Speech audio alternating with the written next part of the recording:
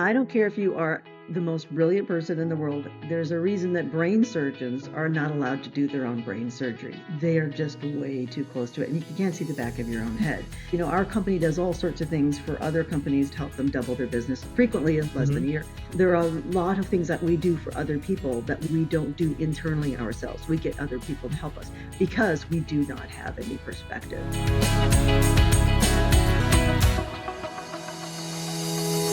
Welcome back to the Richer Retailer Podcast. Get ready to be inspired, my friends. Oh my goodness. I have Sarah Victory with me today. She is a powerhouse. Now listen, that word is used, thrown around kind of casually.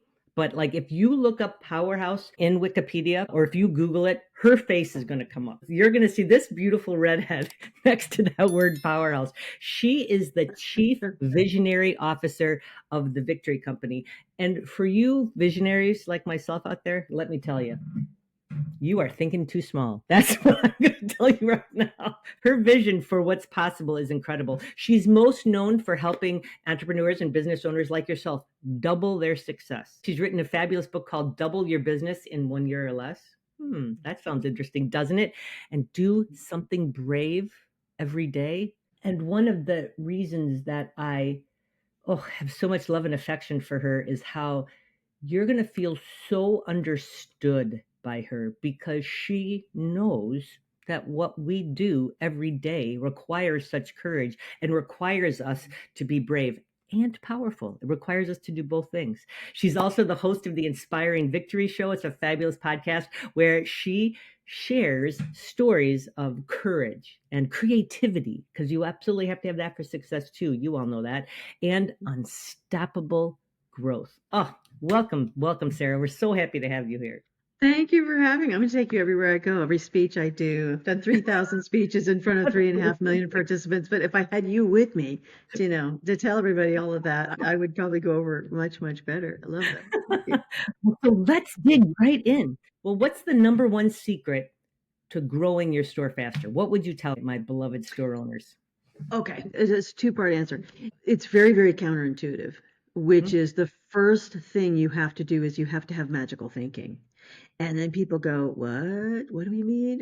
Don't I have to do something? Yes, you have to do lots of things. But the weird part is you have to suspend the part of your brain that says, how is this going to happen? And that's what most people don't do. They go, oh, I would love to double this business in 1 year.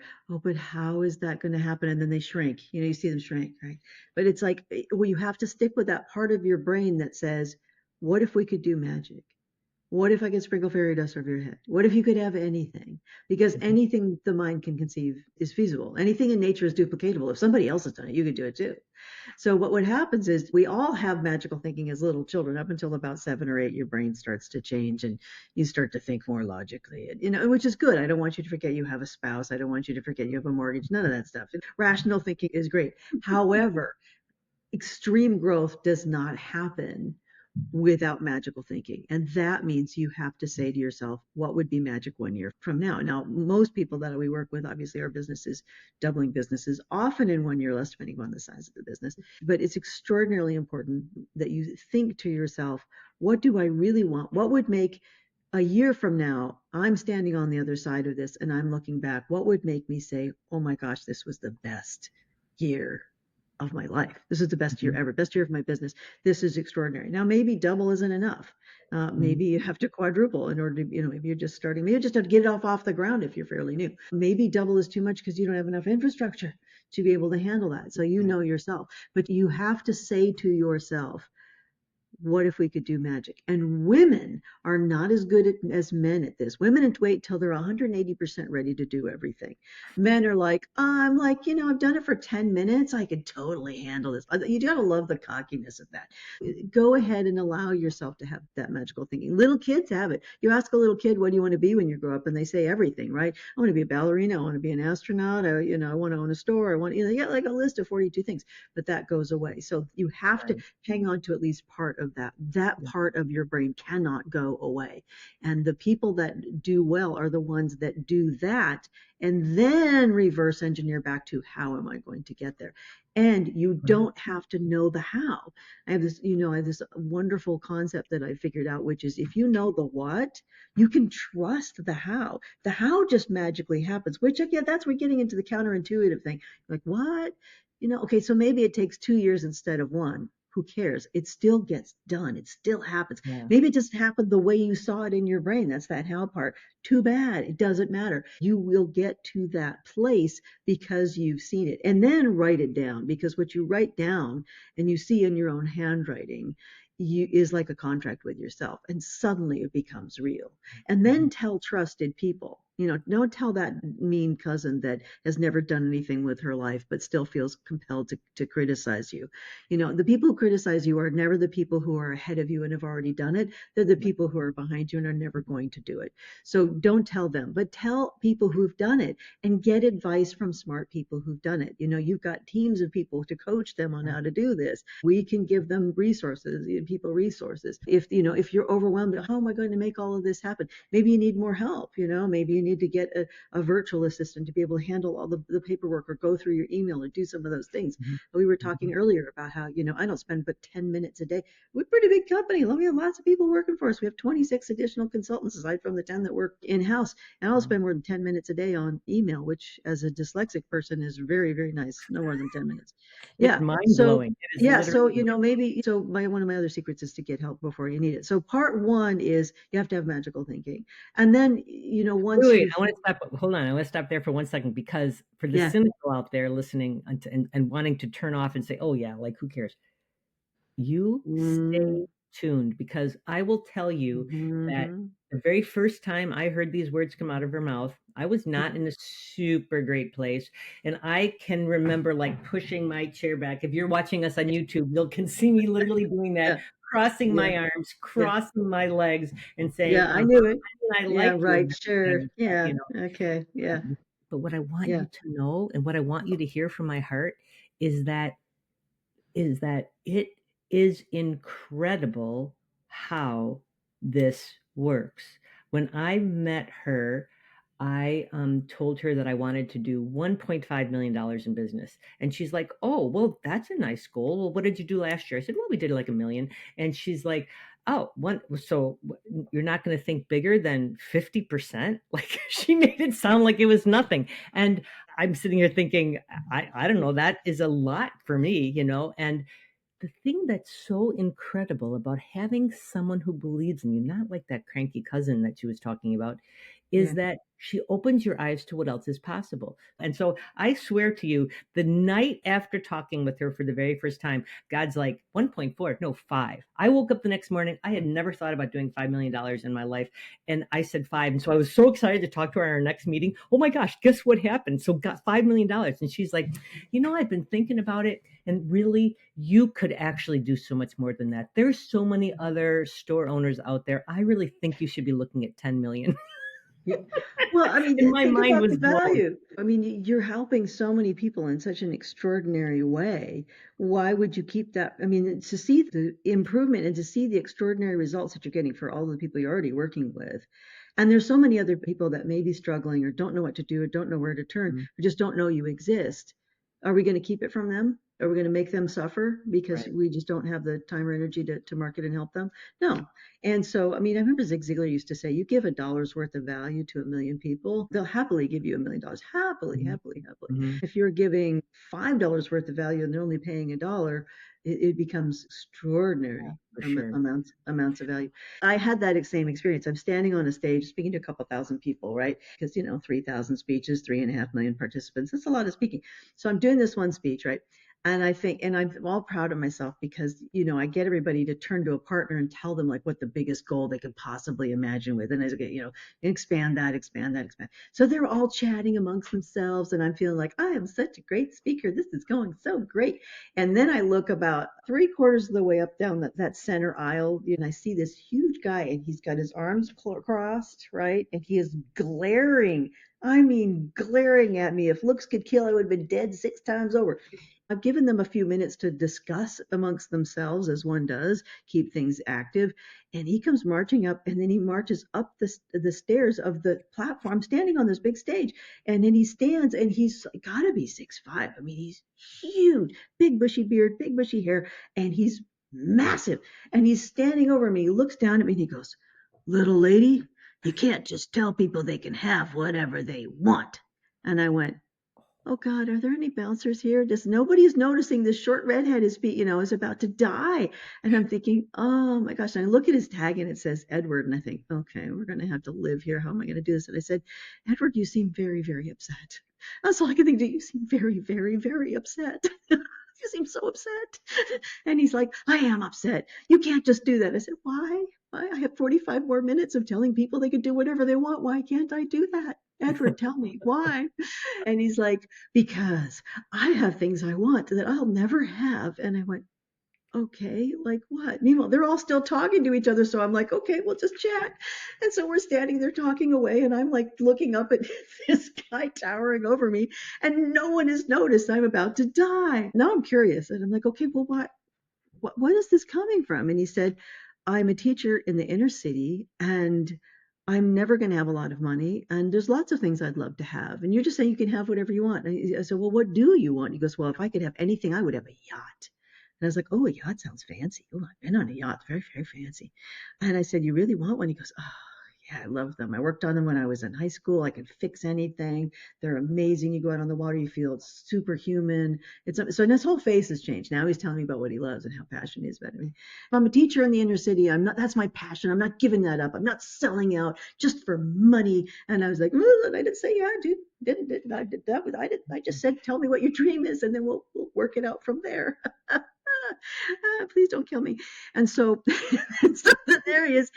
So finally, I said, "Tell you what, let me tell everybody they can have whatever they want for the next 45 minutes and how to get there. I promise there are steps to get to whatever you want. And then afterwards, we'll talk further." So I do 45 minutes. He stomps back, sits down in his chair, glares some more. The whole time he's glaring at me. And so I get through to the end. I get standing ovation. He's still sitting. So he's still sitting in his chair. And so he comes over to me afterwards, and like I've signed all these books, and he waited. I mean, he was not letting me off the hook. And so finally I sat down with him and I said, "Are you still mad at me?" I said, "Here's what I think. He didn't live that far from me. A lot of people come from really far away. I was in Newport Beach at the time in California, and he didn't live that far from me. He was Huntington Beach." And so I said, "There's a lot of places where they have yachts and they have yacht clubs." He goes, "Oh yeah, I have a friend of mine is in one of those yacht clubs." And I said, "Why don't you get yourself an invite?" "Why?" And I said, just go see, talk to, maybe find out more about yachts. Maybe you don't really want a yacht." "Go, "Oh, no, I won't. I'll go get whatever." I said, just I'm going to play coach, consultant, and you play along. And I'm doing the God thing too. That I'm like, "God, tell me what to do with this guy. He's really angry." And I said, "You know what? If it doesn't work out, I'll play consultant. If it doesn't work out, you can come back and kill me later. There's always more time for that."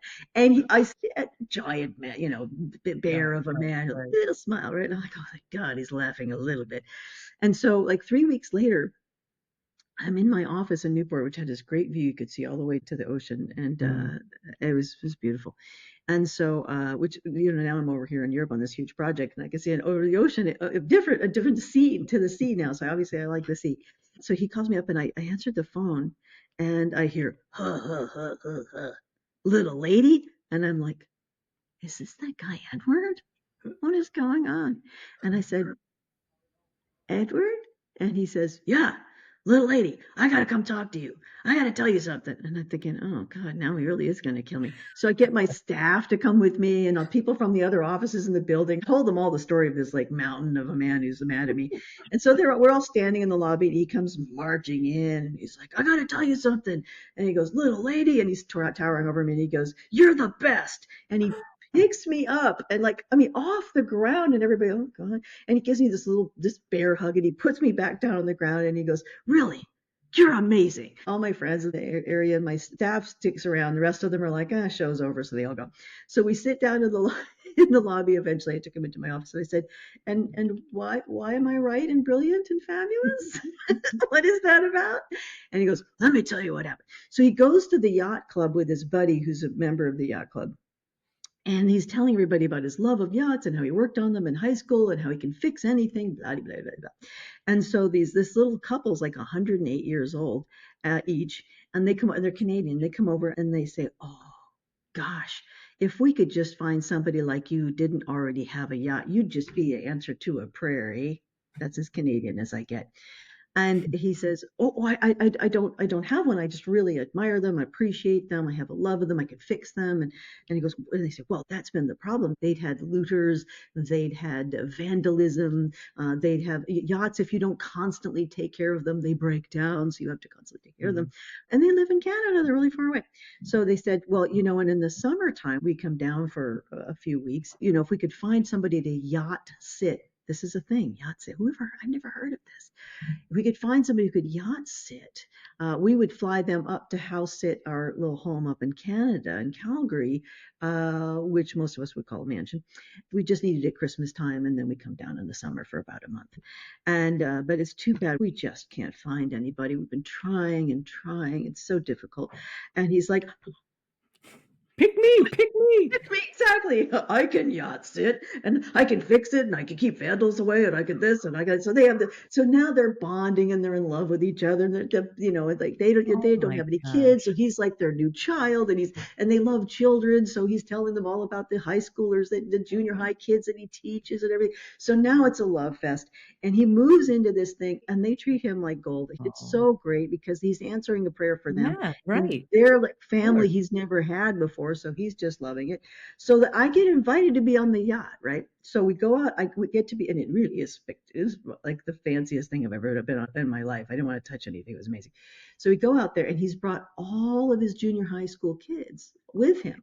And so the two little old people are 108 each, the Canadians, they're like, "Oh, he's the best, eh? I mean, he's just so wonderful. And we're just so lucky to have him. And look at these kids having such a good time, eh?" And so there I am, right? And so we're doing all this stuff. And I see him. He's talking to all these middle schoolers and he's saying, "You have to think magic. You have to think what you would really want. If it's you get out of high school, you want to go to college, there's going to be a way. You've got to think about what you." And I'm like, "You're stealing my Wow. job. What is that?" That's right. And then I talked to the two elderly ones, and they're like, "Well, we don't have any children, so he's like a son to us." And I said, "Oh, really?" And they said, "Yeah, we have a new will." Oh my gosh. A new will. Oh Mhm. my gosh. Guess See who's that? getting the yacht? Oh, And enough money to maintain it and take care of it, and they also created scholarships they for did. the middle schoolers to be able to go to college. So he was the child they'd always wanted, who had the Yes, same love right. of yachts, and they were the answer to a prayer of something he really really wanted. But most of us don't tell anybody what we want and don't tell enough people what we want, and therefore it's not going to happen. Yeah. Well, But there is whatever you want, there is somebody else out there where the opposite is what they really, really need. You right. just haven't looked hard enough or long enough for that. That's when I realized the power of it. Well, and I think that the most difficult thing for people to do is to give up the how. Because can't It is. I For mean, me every too. single For all person of us. listening is sitting there with their arms crossed saying, "Yeah, I'm Yeah. not gonna ever have a yacht." Well, and if you don't Right. really want one, don't really ask for Yeah, one yeah, well, because you don't might ask for get that. one. Don't Yeah, ask for the, right, yeah, yeah, right. exactly. But I Exactly. I'm think not it's saying so everybody gets a yacht. That's not how it works. But whatever the mind can conceive, the body, that you as a human can make that happen. happen. Yeah, You right. can make that. I think that's all we're going to home. So the thing is that you have to start learning to ask for help, and women are notoriously horrible at this. Yeah, I for was not sure. raised to ask for help. You do everything yourself. You don't ask for anything. Here's how you make this tangible. This is the second part of it, is you Okay. have to then make that tangible. Once you know the what, don't tell anybody who's not going to support your dream ever. Mhm. Mhm. If they don't support your dream, walk away immediately. Mhm. Mhm. Even if it's Thanksgiving, you can go to another room. And I also realized that, there will be some people that just don't get it, but, they'll get it once you get it. And Mhm. you can't make everybody happy. Mhm. But you have to start saying to everybody who has the potential to connect you to people who can get you what you want or to be who you want, you have to say to everybody, not, "Will you buy from me? Will you come to my store? Will you give me business? Will you buy lots from my store?" You have to start saying, "I'm expanding my business and I need your help." Yeah. Right. Right. Because most people don't do that, and they stay in their store. They aren't Yeah. going to networking events. They aren't going to the chamber. They aren't going Right. anyplace and saying, you have to be able to say, this is the biggest value of what our store does. And I can give you a formula for that if you want. And Mm-hmm. then you have to say, I'm expanding my business and I need your help. Because what happens every single time you say to somebody, hey, I need your help? What do they say? Yes. I'm happy to help. What can I do to help? How do you Yeah. feel about yourself when you help somebody else? Yeah. You feel so great. And yet You we feel so all good limit it, about right? yourself. I know, but Right. we all Why sit would you here with take our arms why would you crossed take and go, that away from somebody else? You're yeah. taking away their joy at Right. getting to help somebody. Right. Right. Maybe somebody who has been, you were there, you know how tough it was, and now it's your turn to get, and you feel all smart and everything. You don't take that Mm-hmm. away from people. So Mm-hmm. I'm expanding my business and I need your help. Now, if they're where you want to be, you say, you're awesome. You've done so great. You're exactly where I want to be. Tell Mm-hmm. me what you would do if you were in my shoes. I would love to learn from you if you Mm-hmm. only have 15 minutes. They'll give you 3 hours and then they'll have lunch with you every month for the rest of your life until you get what you want, because it's human nature. We Yes. want to get, we want to make things less hard for other people. But I'm expanding my business and I need your help. Who do you know who would like to buy? Who do you know who buys this in bulk? Who do you know who I should talk to? You're Mm-hmm. smart. You know a lot of people. Who would be somebody that I should talk to? If you were marketing my business, what would you do? You're too close to it. I don't care if you're a brain surgeon. Brain surgeons are not allowed to do their own brain surgery. Get some outside perspective. But You you got to have, stop right there for 1 second because isn't that a that great phrase? statement Yeah. is incredible. Say it one more time, please. I don't care if you are the most brilliant person in the world. There's a reason that brain surgeons are not allowed to do their own brain surgery. They are just way too close to it. And you can't see the back of your own head. Our company does all sorts of things for other companies to help them double their business, frequently in less than Mm-hmm. a year. There are a lot of things that we do for other people that we don't do internally ourselves. We get other people to help us because we do not have any perspective. And so you have to get over the idea that you can know everything for Yeah, yourself and you start can. asking for help. Yeah, you And that can. may mean, joining one of your groups, or that may Right. mean asking for help from other people, or, but find somebody who's done it already. Find somebody who's where you want to be. They will open up their arms Yeah. most of the time if you're polite about it. And if you say, I know you're really busy, maybe you don't have time for me for a month or two, but if you give me 15 minutes, I will have a list of 5 questions that I really want answered. Yeah. And they're going Right. to say yes. It may Mm-hmm. have to be on Mm-hmm. Zoom. It may have to be over coffee, whatever. Mm-hmm. It may not be for 2 months because they're on a deadline or something, but they will do it for you. You get enough people doing that, and all of a sudden they know what you do, who you know what you're about, and how you're doing what you're doing. But I'm expanding my business and I need your help is just the most amazing thing. The other thing you have to be able to do is you have to be able to say what your store does in a way that people want to buy from you. Yeah. And Right. most Right. people cannot do that to save their No. lives. Mm-mm. No, that's very So, true. That's very true. yeah. Well, and the I've one got a thing, great formula for it too, if you oh, want it. the one other thing I just wanted to share with everyone is that, met with Sarah and then was so pumped up when I left the call. And then the next day, as I know you all are going to be from listening to this, right? And then what happened is like the next day in the middle of the day, I was just like, oh, I don't know, a couple things happened. I don't know, blah, blah. I just got into a bad place. And it's so Happens to all of us. important to make sure you stay in that good place. And so a phrase that she told me in an email was, I wonder with surprise and delight how this is going to turn out, how my team member quit. And the first couple times you're saying it, you are like gritting your teeth. You're like, I wonder how, because I sure as heck don't see it. With I can't imagine it. surprise and delight, and maybe a little bit of anger, how to deal with this. And the reason, because you've got to be able to stay out of your Yeah. head and keep your mind open. Magic only Right. works when your mind is open. I mean, I'm Right. sitting here this much later since I met you and looking at ways of growing on my business that just appeared, no different than what you Right. said about Edward and his yacht. I Yeah. didn't envision it this way, but I Right. don't know, right? You just have to be open and keep stepping forward. And so I just wanted to Yeah. make sure that you all walked away with that awareness, because I want you to really be able to embody this magic from this podcast today.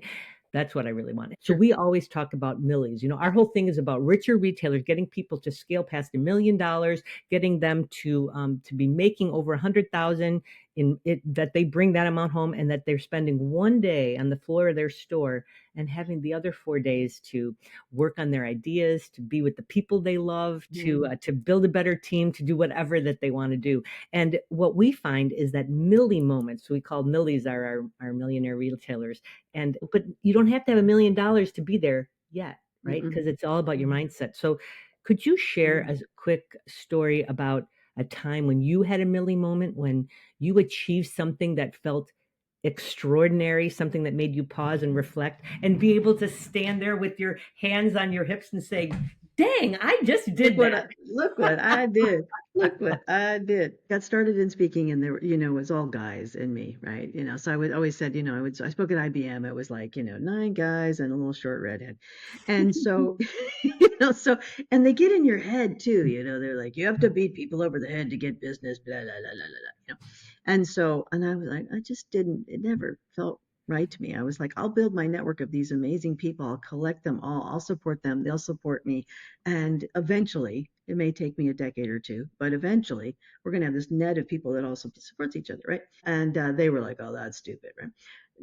The 9 guys that were all on the stage with me at IBM when I spoke, not one of them still in business, and I still am 30 years later. Yeah.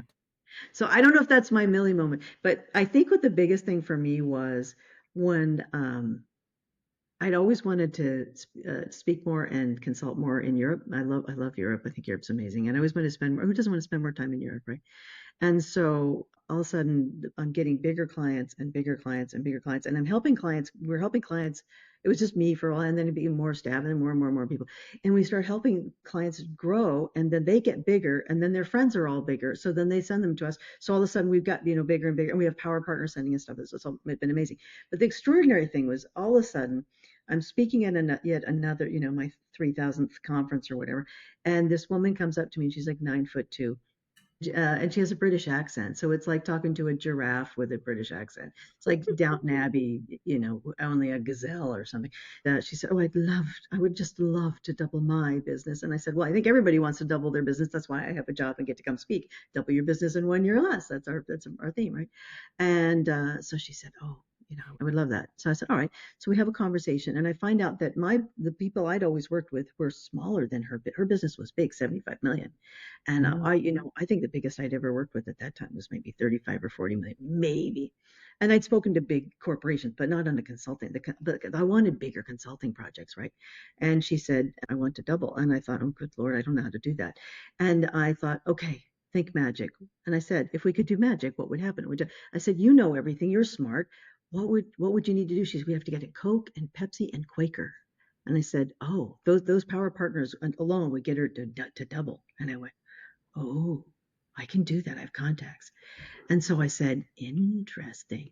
And I said, okay, let's do that. And so I get in there, and we get into Coke in 8 months, and I had no idea how I was going to do this, but it was her goal. I was obsessed with it. She was, and we just worked our tails off. Got into Coke, got into Pepsi at about 14 months, and 22 months we got into Quaker, and she went to 156 million. We brought her in all sorts of virtual assistants to be able to handle all the extra work. We brought them in before we doubled so that we knew they could handle it. And they went to 156 million. And the reason I'm now here in Europe again is she said that was such an extraordinary thing for her, and just about killed me, and for me, she said now they want to double again. I'm now working with companies that are massively larger than the little tiny companies that I started helping in the beginning. Right. I think all because of the fact that I was willing to take the same advice I give to other people, which was what would be magic for me. And therefore, I am sitting right now in the middle of Europe. Beautiful. Oh, thank you so very much. I really appreciate it, Sarah. That is a milli moment for sure. So you guys, I want you all to come back. So we're going to do part 2, and we're going to go over the formula for how to describe exactly what you do. So people will buy more from you. Yes, absolutely. The 5 words every store owner should remember, and the steady flow of customers. Oh, and also you mentioned something about magic power partners. So maybe we'll have to chat about that. You got to have power partners. Yeah, if you want to double, you got to have power partners. All right, so we have a lot more to cover, everyone. We'll see you next week. Thank you so much for being here. And know that you are a astonishingly fabulous, and you're loved. All right. Thank you very much, everybody. See you soon. Thank you.